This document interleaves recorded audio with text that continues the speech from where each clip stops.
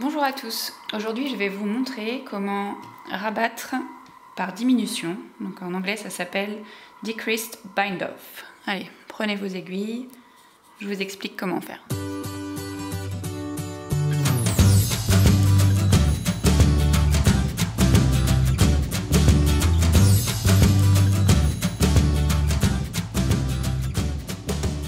Le Decreased Bind Off, c'est la méthode de rabattage d'émail que j'ai utilisée sur le pull Cozy Hubby, que j'ai tricoté pour mon mari.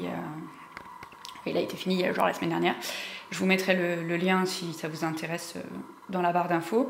Et en fait, ce que je voulais vous montrer, c'était la méthode pour rabattre l'émail, parce que j'en ai utilisé, enfin j'ai testé plusieurs choses et au final, c'est celle-ci qui me plaisait le plus. Donc je l'ai utilisée ici sur le col, aussi ici sur les manches et sur le bas du corps également. Ce qu'il faut savoir, c'est que parmi tous les tutos que j'avais consultés, il est indiqué que ce type de rabattage de maille est élastique. Je trouve pas que ce soit spécialement élastique. Donc peut-être parce que je serre trop mes mailles, je sais pas. En tous les cas, les manches de ce pull ou même le bas du corps ou comme le col, ils sont suffisamment larges et ça fait un rabattage qui est droit, vous voyez. J'ai pas quelque chose qui part en trompette ou ça me resserre pas le bas. Donc ça convient parfaitement pour rabattre les différents éléments d'un pull. Par contre, pour des chaussettes ou des mitaines, je suis pas ultra convaincue du résultat que ça pourrait donner. Alors je vous dis pas que c'est pas possible, mais je sais pas. Enfin, à mon avis, il vaut mieux faire des tests avant pour éviter les mauvaises surprises. En tous les cas, pour un pull, je trouve ça parfait. En plus, c'est très simple. Je vais vous montrer comment on fait. Vous allez voir, c'est pas compliqué du tout. Alors, j'ai tricoté un petit morceau de point mousse, mais c'est vraiment juste pour vous montrer ce qu'il faut faire. Le principe, il est vraiment, j'ai envie de dire enfantin presque. Parce que ce que je vais vous montrer là, c'est ce qu'il faut répéter jusqu'à la fin. Et c'est vraiment pas tarabiscoté. On va piquer l'aiguille droite par derrière, donc dans le brin arrière, des deux premières mailles du rang.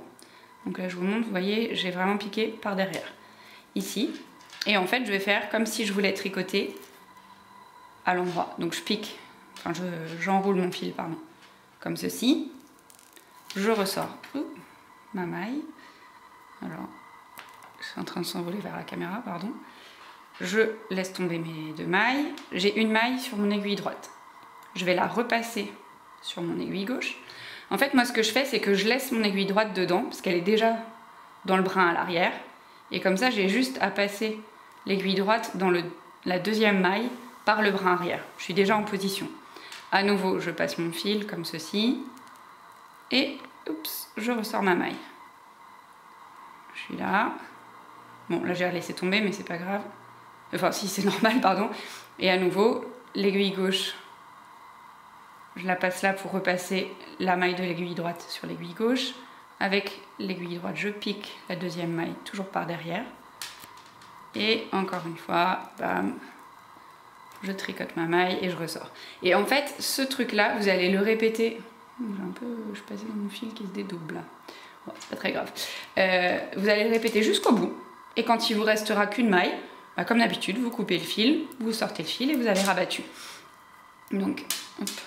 Ici, je pense pas qu'on voit très bien, mais ça fait, vous voyez, hop, une petite tresse sur le dessus. Donc je vais reprendre le pull, je pense que vous verrez mieux.